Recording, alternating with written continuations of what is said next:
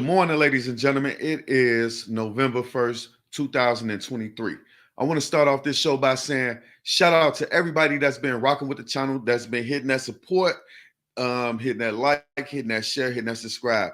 Doing y'all thing with your homeboy loafing to go. All right, so I'm back with more hip hop news. And today, ladies and gentlemen, we're talking about New York, man. New York City. Let me tell you a little bit about New York and how I feel about it. Now, I don't want to be coming off as if I'm dissing New York or anything like that. This only relates to a certain group of people, man. It's a small amount of people that's making New York as a whole look bad. All right, man. So first off, Jay-Z said back in the day, he said, Big will be ashamed to see New York gangbang. 50 Cent said, New York niggas copy niggas like it's out of style. These niggas in New York, man, they started the East Coast, West Coast beef by attacking, robbing, and shooting Tupac, man. You know what I'm saying? Which subsequently got Biggie Smalls killed. We can't forget that New York is the birthplace of 6ix9ine. 6ix9ine blew up in New York, man. He had 1 million bloods out there at this video shoot, and this nigga was the biggest rat in the country, man. No, he ain't the biggest rat in the country. Guess who is the biggest rat in the country? It's another New York nigga, man. This nigga goes by the name of Alpo, man. Yeah, New York be on some weird shit, man. It kind of give me the vibe that old ladies in New York still get robbed for their pocketbooks, man. Shit like that. Niggas still walking around with razor blades, slicing niggas on across their face. Shit like that, bro. All right, so we got a situation that's going on in New York. And hell, even Charlemagne the God says New York, the Bronx got the most craziest people in Florida, but the Bronx in New York, Charlemagne says that right now today, man. The most insane shit can go on in New York. It makes me wonder if they're on the same type of demon time as Chicago. But nah, man, they really ain't on the same type of demon time as Chicago. It just seems like that a little bit. All right, so the other day I made a story. A New York rapper dissed Tuka, FBG Duck, Billionaire Black, and some other people. And I'm like, why is this New York nigga dissing Chicago rappers, man? Nobody knew about him until he dissed the Chicago rappers. Well, at least he's on our radar now.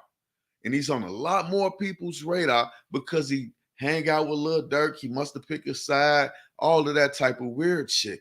But he dissed some Chicago rappers for clout, and that's one of the saddest things that you can ever do because those rappers was dead. Those rappers were not around to defend themselves. They gone, man.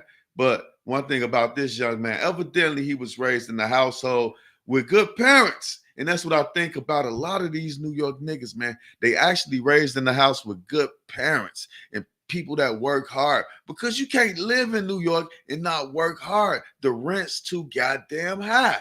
All right, so look, we got a father and a son that met their demise. Why? Because of noise from a neighbor that was downstairs, kicking on the ceiling, coming upstairs, bamming on the goddamn door, right? At least that's what the mom says. What I'm gonna do is, right, I'm gonna play y'all this news story, then I'm gonna lay up here and I'm gonna do a little bit of commentary in between the news story because it's a lot of things that went on with this particular story right here. I'm not sure if this guy's caught or what, but let's get into this story right here. I'm gonna pull it on up real quick. A father and a son, man, deleted. It was all caught on camera. We couldn't hear it, right? But we did see it. We saw everything, man. They played everything. Y'all can go to World Star Hip Hop. Check that video out. It's disturbing, man. First off, I want to say condolences to the people that died, man. 2 people lost their lives in this particular situation, and that's a shame regardless of what happened. Now, let me play the story. Double murder in Brooklyn, a father and son inside of their apartment. Their downstairs neighbor apparently fed up with the noise going upstairs, and cops say then pulling out a gun and killing them both. All this happened last. I seen a video, and the way this news reporter just said it, if you heard it from her, and you believed it directly from this news reporter, you would think that the man went upstairs, pulled out a gun, and just started shooting. But that's not what happened, because we saw the video. And when we saw the video start, we didn't see the man knocking on the door or nothing like that. The video started and he was standing at the end of the stairwell, which is right there. You can see it. But let's continue. Last night in East Flatbush, that neighbor is now on the run. Eyewitness News reporter Crystal Cranmore speaking to the family of the victims. She's live at the scene for us. Crystal?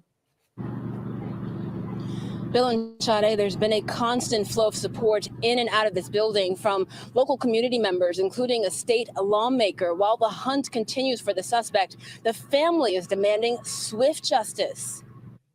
The guy downstairs, he killed my brother, the neighbor. He killed my brother and my dad. The law still doesn't feel real. That's sad right there, man. This picture of this young lady, she said she lost her father and her brother. And I wish her condolences. But let me tell y'all something, man. I like the way that she's holding up. I like the way that she's able to articulate herself with the news going on, with everything that's going on around her, the loss of her brother and her father. This little girl right here, man, this young lady right here, you know, she's not breaking down, crying, doing the black woman thing, kicking and screaming. Why they do this to my baby? This family is strong right here. So regardless of the fact of what happened, this was a strong family from what I see right now. Let's continue. I think that I'm dreaming. Killing my husband in front of my 10-year-old. The pools of blood outside Marie DeLille's fourth-floor apartment in the Flatbush Gardens complex in East Flatbush. A constant reminder of the horror Sunday night. A gunman opened fire, killing 47-year-old Vladimir Maturin and his 27-year-old son, Chinwe Mood. Last night, I was in the kitchen doing dishes.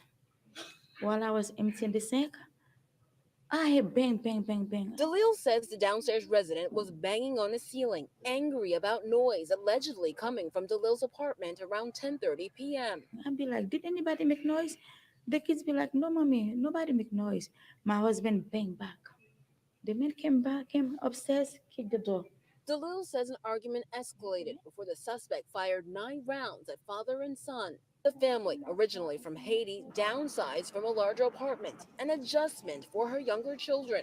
There's been an ongoing dispute for years about noise. Kids make noise all the time. It doesn't dictate for someone to come up with a firearm. We knocked on the suspect's door. A woman refused to comment. Assemblywoman Monique Chandler Waterman helped the grieving family. My job, I look at, is supporting the whole entire family and the community and providing wraparound services on what's needed. When something like this happened, it traumatized the family. The family now holding on to memories. My son is a good boy. Good boy. My husband is a good guy. He's not violent. My husband have no gun, no weapon. Why? Wait a minute. She said that her husband is not violent. And she also said her husband had no gun, no weapon. And that's a goddamn lie, man. That's a goddamn lie. Lady, we saw the video. Your husband did threaten this man. Your husband was in the wrong. From what we saw, this man did one thing wrong. And that thing was he didn't kill your husband when your husband walked up to him with that pair of scissors and stuck it towards his throat. That's when he should have killed your husband. This husband was a violent man.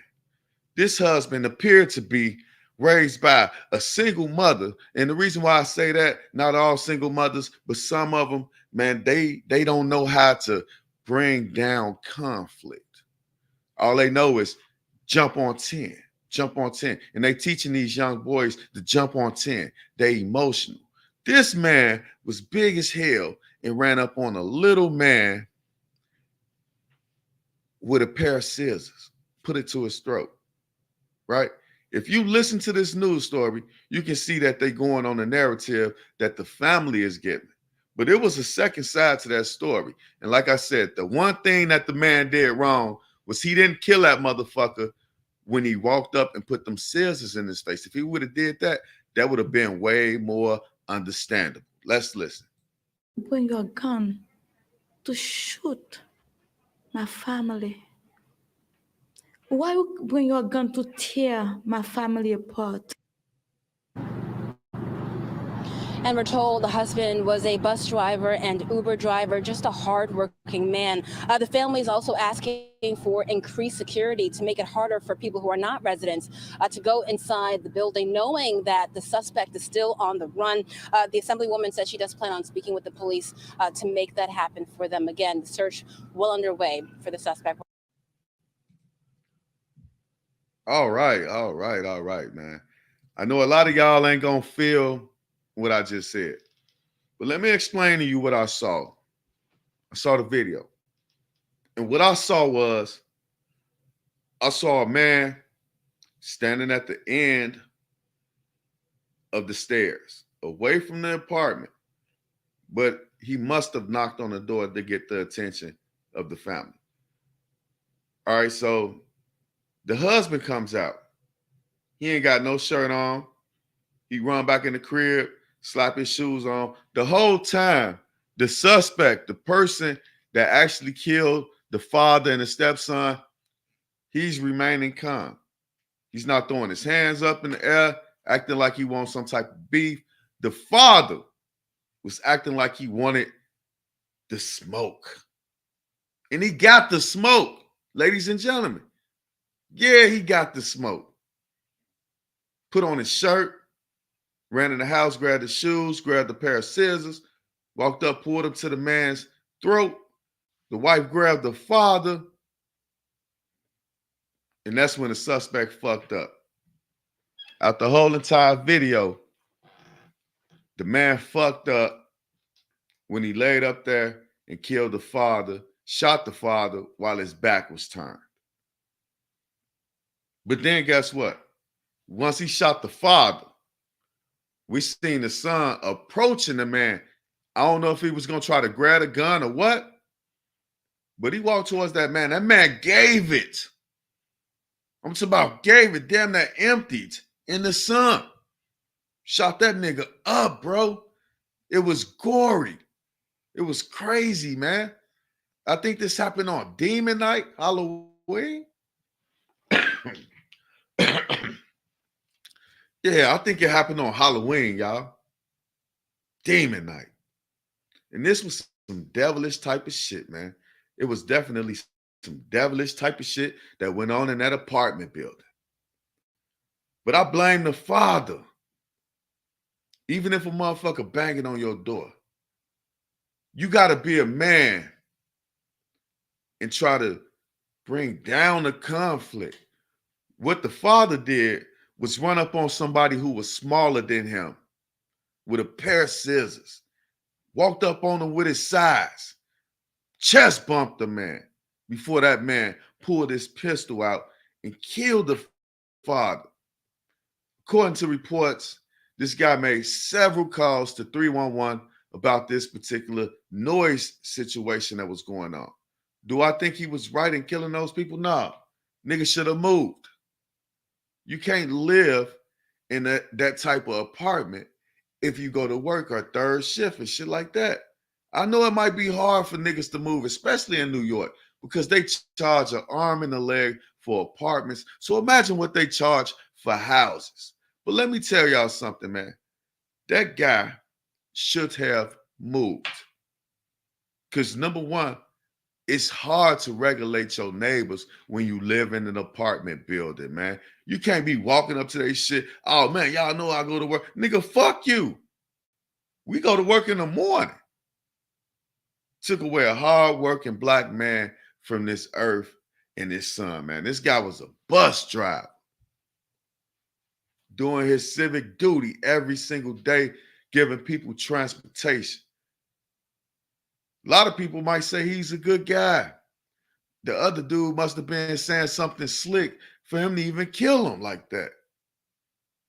But let me tell you, man, you don't run up on somebody with your size because they smaller than you. People are still men.